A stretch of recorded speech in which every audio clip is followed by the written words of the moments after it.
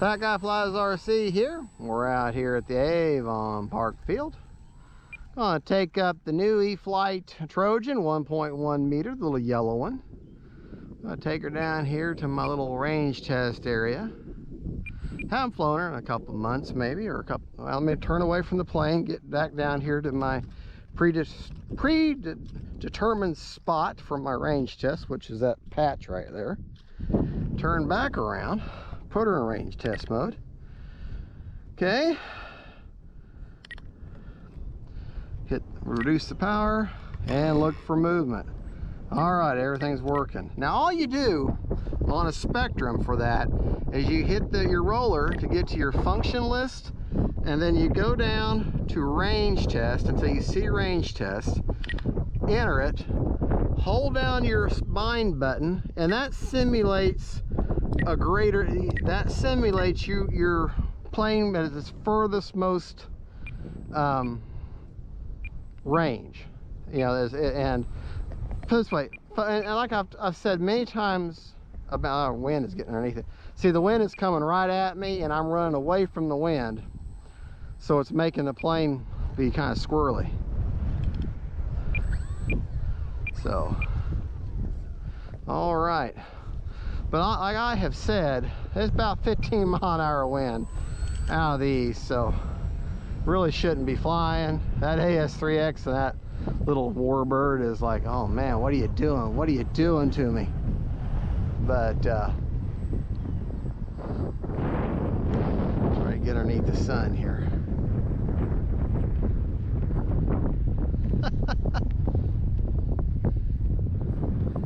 The clouds actually is moving. Oh man, I'm almost standing still. I'm into the wind. But like I've said before, and I'll say it many times, people worry about the range of their receivers. Okay, with these newer generation of receivers that they're putting out, you shouldn't have to worry so much about your range, because your model is going to be so far away that you're not going to be able to tell what it's doing when you're getting close to the range cutoff. So my thing is, why would you want to fly at that distance anyways? Man, that wind just shoved her down. But you know, because if you're doing line of sight flying, you know, not FPV, if you're just doing line of sight flying, you can't tell what the plane's doing. It's like a little speck. You know, you should fly to where you can still visually enjoy the plane. So in other words, if you can't tell what it's doing and you can't tell its color, or, you know, of course, unless it's a black silhouette like that is, you know, then you're too far away. You should be able to see that plane clearly and be able to tell what it's doing. So if you can't do that, then you're too far away. So let's just, you know, get this plane in here, try not to blind ourselves in the sun. But unfortunately, the way to fly into the wind, I gotta kind of look at the sun on my backward swing here.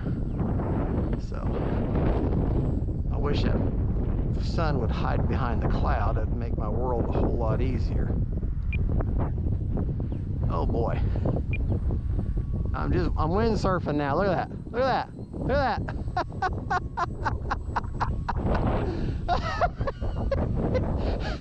Look at that! Look at that! I'm holding still!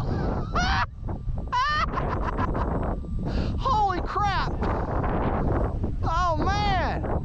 It's windsurfing with a Warbird. Now a lot of this is me coordinating just enough throttle to keep her forward and keeping those ailerons and the rudder, keeping her into the wind. That's what I'm doing. That's neat. And of course, you know, you get away from the wind. Now I'm really got some speed now. I'm actually only got quarter throttle. That wind is carrying it. Now I'm going to get some power to get it facing the wind. See? Well, oh man, that wind, whoo! It's fun though. I've gotten where I like flying in the wind. It's fun. Don't need flaps. There, we're gonna turn it off. All right, let's see if that wind doesn't. Well, maybe not be, but look at the flags. Look at the flag.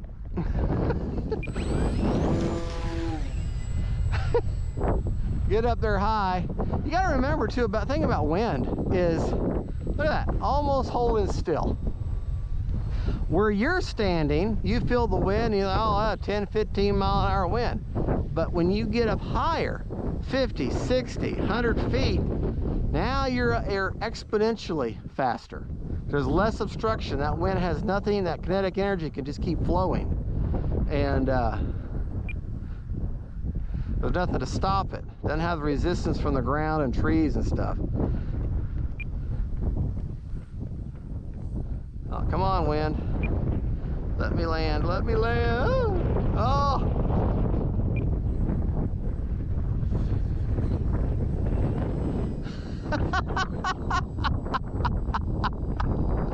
Oh, that's so cool.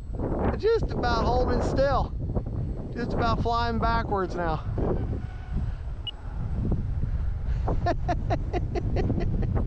Just so you know, I'm running a 2200 Roaring Top 4S in her, and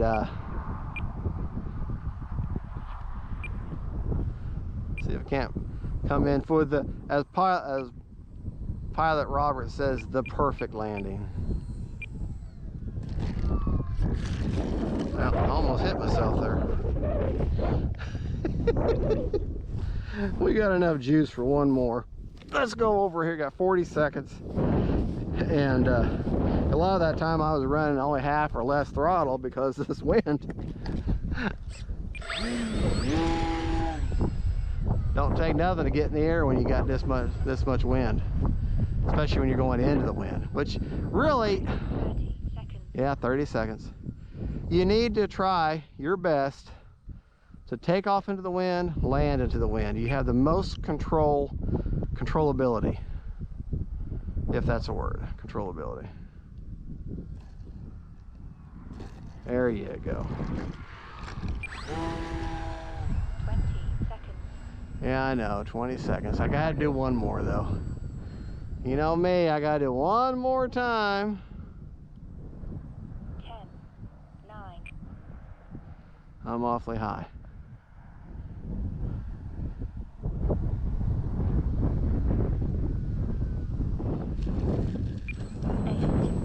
Oh! Well, goodness.